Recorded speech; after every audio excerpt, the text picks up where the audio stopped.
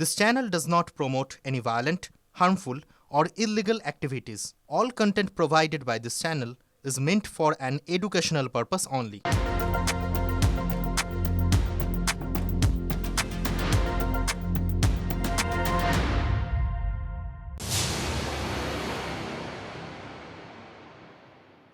TV9 বাংলায় স্বাগত। আপনাদের সঙ্গে রয়েছে আমি শর্মিষ্ঠা। শুরুতেই তারাতলা বিপর্যয়ের দিকে নজর রাখতে হবে, কারণ না সেখানে একের পর এক দেহ উদ্ধার হচ্ছে। আরও 3 জনের দেহ উদ্ধার হয়েছে আর মৃতের সংখ্যা বেড়ে দাঁড়িয়েছে এখন 14। ঘটনাস্থল থেকে সরাসরি রয়েছেন আমাদের প্রতিনিধি সুশোভন।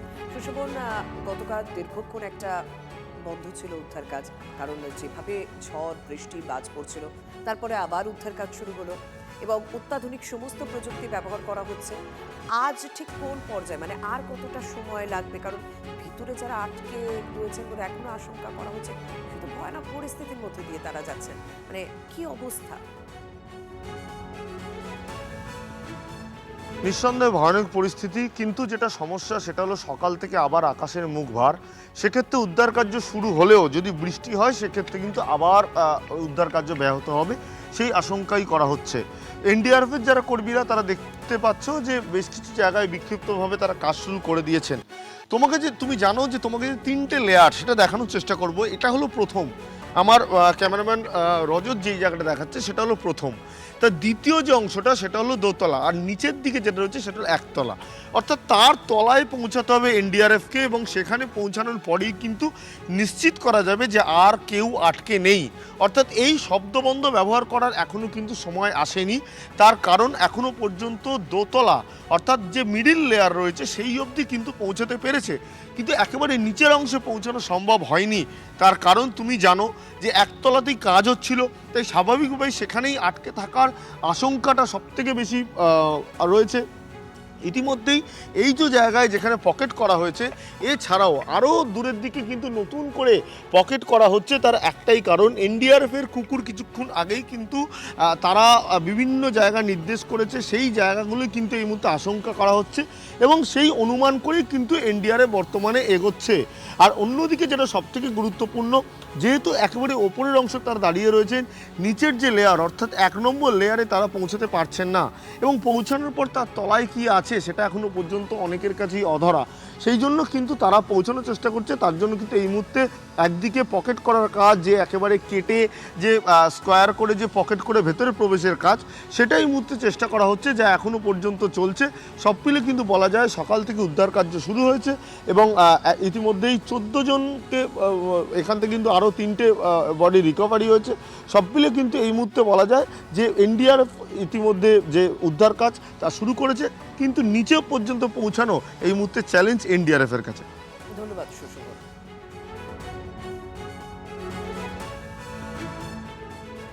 কিন্তু এই ঘটনা ঘটলো কেন? শুধুমাত্র নিম্নমানের উপকরণ নয়, ঢালাইয়ে ভুল পরিকল্পনার কারণেই এত বড় বিপর্যয় হয়েছে। কলকাতা পুরসভার কমিশনারের কাছে এমনই রিপোর্ট জমা পড়েছে। একতলা থেকে ঢালাই না করে সোজা 3 তলা থেকে ঢালাই শুরু হয়েছে উল্লেখ রিপোর্টে। শুধু তাই নয়, নকশার বাইরে গিয়েও আরো প্রায় 5 কাঠা জমিতে নির্মাণ চলছিল বলে উল্লেখ রিপোর্টে। নির্মাণে বেনিয়মের কারণেই তারাতলায় গুদামে বিপর্যয়। মৃতের সংখ্যা বাড়ছে সময়ের সঙ্গে সঙ্গে। ধ্বংসস্তূপের নিচে এখনো আটকে বেশ কয়েকজন। ঢালাই দিতে না দিতেই গুদামের ছাদ ভেঙে পড়ে। মোটা মোটা বিম নিয়ে আছড়ে পড়ে কয়েক কুইন্টালের লোহার শেড। ঢালাইয়ের ভুল পরিকল্পনাতেই নাকি এত বড় বিপর্যয়। কলকাতা পুরসভার কমিশনারের কাছে জমা পড়েছে এমনই রিপোর্ট।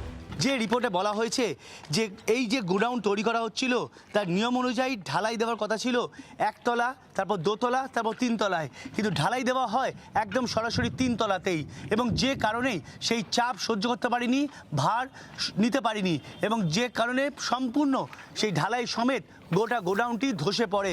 শুধু তাই নয়, রিপোর্টে উল্লেখ 2025 সালে 54 কাঠা জমির মধ্যে 43 কাঠার উপর নির্মাণ নকশায় অনুমোদন দিয়েছিল পুরসভা, কিন্তু নকশার বাইরে গিয়ে আরো 5 কাঠা জমিতেও নির্মাণ হয়েছিল।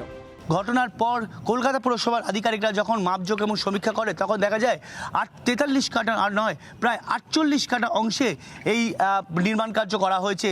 অর্থাৎ প্রায় 5 কাঠা অংশে বেআইনিভাবে কাজ করা হয়েছে।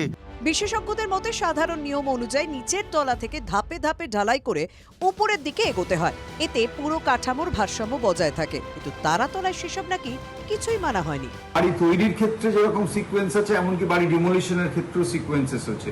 ফলে এই সিকোয়েন্স যদি কোথাও তার ছন্দপতন হয়, বিঘ্ন হয়, তাহলে সেই গোটা কি বলবো কাঠামোর ভারসাম্য অনেক সময় বিঘ্নিত হতে পারে।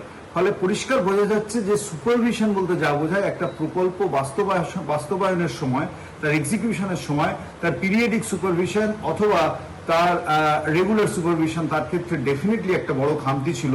সূত্রে খবর, তিনতলায় ওয়ার হাউস করার পরিকল্পনা ছিল মালিকের, তাই সেটির কাজ আগে শেষ করতে চাইছিলেন। সায়ন্ত ভট্টাচার্যের রিপোর্ট, TV9 বাংলা। নির্মাণে তৃণমূল জামানায় ঘুষ কাটমানির লোভেই কি মৃত্যুপুরীতে পরিণত হয়েছিল কলকাতা? তৃণমূলের পাপের ফলেই বারবার বিপর্যয়।